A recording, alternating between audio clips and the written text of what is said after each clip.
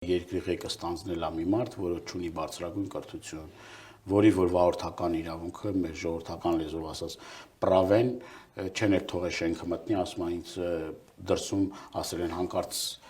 Նիկոլ ջան ներս չմտնես, այս պրավեն վերցրու, գնա մեզնից հեռու, շարդ քաշի գնա։ Այսինքն վարորդական իրավունքը իրան տվել են, դիպլոմը հայտնի չի,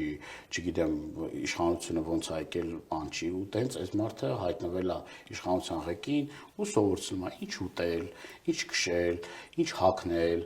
ոնց վարվել, կրթվելը նորաձև է եւ այլ եւ այլ։ Մարդը պետք է այդ ամեն ինչը ունենա, նոր այդ պաշտոնը զբաղեցնի։ Ասում եք կադրեր չկան, բայց եթե